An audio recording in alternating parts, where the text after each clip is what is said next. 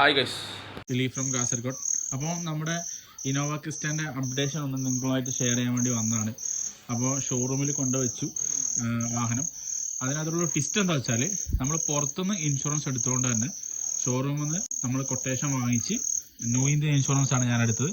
New India ഇൻഷുറൻസിൻ്റെ കാഞ്ഞങ്ങാട് ഷോറൂമിൽ എൻ്റെ വാഹനത്തിൻ്റെ ഒറിജിനൽ RC, വണ്ടി ഓടിച്ചാലുള്ള ഒറിജിനൽ ലൈസൻസ്, എസ്റ്റിമേറ്റ്, വണ്ടിയുടെ insurance, Aadhaar card, bank statement അല്ലെങ്കിൽ ക്യാൻസൽഡ് ചെക്കിന്റെ ഫോട്ടോ എടുത്ത് നമ്മൾ കൊണ്ട് ന്യൂ ഇന്ത്യ ഇൻഷുറൻസിൽ കൊടുത്തു.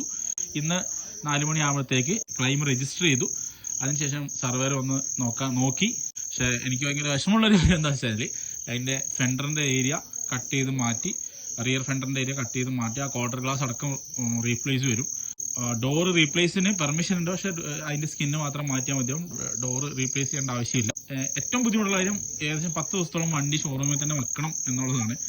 അതാണ്, വണ്ടി ഇല്ലാതെ അഡ്ജസ്റ്റ് ചെയ്യണം. പിന്നെ ഇപ്പം നമ്മുടെ സ്വന്തം ജീപ്പ് എടുത്തിട്ടാണ് ഇപ്പോൾ കാര്യങ്ങളൊക്കെ നടന്നു പോകുന്നത്. 1 lakhിൻ്റെ അടുത്ത് തന്നെയാണ് പേയ്മെന്റ് പറഞ്ഞിട്ടുള്ളത്. ആ ഒരു റേഞ്ചിൽ തന്നെ ക്ലെയിമിന്റെ കോസ്റ്റ് ആവും. പിന്നെ ദൈവം സഹായിച്ച് ഞാൻ ഈ വാഹനം ഒരിക്കലും വിൽക്കുന്നില്ല എന്നുള്ള തീരുമാനമാണ് എടുത്തിട്ടുള്ളത്. കാരണം എനിക്ക് അത്രയും പ്രിയപ്പെട്ടൊരു വാഹനമാണ് എൻ്റെ. അപ്പോൾ ഇനി നെക്സ്റ്റ് അപ്ഡേഷൻ എനിക്ക് ചെയ്യാം. പക്ഷെ ഞാൻ ഈ വാഹനം കൊടുക്കാതെ ഒരു അപ്ഡേഷനിലേക്ക് എൻ്റെ സാമ്പത്തിക സ്ഥിതി മെച്ചപ്പെടുന്ന കാലത്തേ വിൽക്കുള്ളൂ. പിന്നെ സാമ്പത്തികമായിട്ടൊക്കെ ബുദ്ധിമുട്ടിലായി പൈസ ഇല്ലാത്തൊരു ഘട്ടം വന്നാൽ തീർച്ചയായിട്ടും കൊടുക്കേണ്ടതായിട്ട് വരും. അപ്പോൾ ഇതൊരു വലിയ പ്രശ്നമായിട്ടുണ്ടാവും. എന്തായാലും സുതാര്യമായ രീതിയിലല്ലാതെ ഇത് മറച്ചു വെച്ചുകൊണ്ടോ, ഇത് ആഫ്റ്റർ മാർക്കറ്റ് അല്ലെങ്കിൽ പുറത്തുള്ള ഷോറൂമിന് പുറത്തുള്ളടത്ത് കൊണ്ടേ പണിയെടുപ്പിച്ചിട്ടോ ചെയ്യാൻ എനിക്ക് ഈസിയാണ്. എൻ്റെ വണ്ടിക്ക് ഒരു പ്രശ്നം ഉണ്ടെങ്കിൽ നിങ്ങൾ എല്ലാവരും അറിയണം.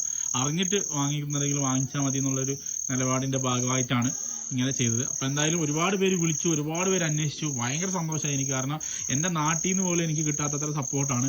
പുറത്തുനിന്ന് ഞാൻ ഈ വീഡിയോ ചെയ്തിട്ടുള്ളൊരു ബന്ധം കൊണ്ട് മാത്രം നിങ്ങൾ എന്നെ കാണിക്കുന്നത് അതൊരിക്കലും മറക്കാൻ കഴിയാത്തൊരു വലിയ കാര്യമാണ്. അപ്പോൾ ആ ഒരു സ്നേഹത്തിനും എന്നോടുള്ള ആ ഒരു നിങ്ങളുടെ സമീപനത്തിനും ഒരുപാട് നന്ദി. തുടർന്നുള്ള അപ്ഡേഷൻസ് ഞാൻ നിങ്ങളെ അറിയിക്കുന്നതായിരിക്കും. Thank you.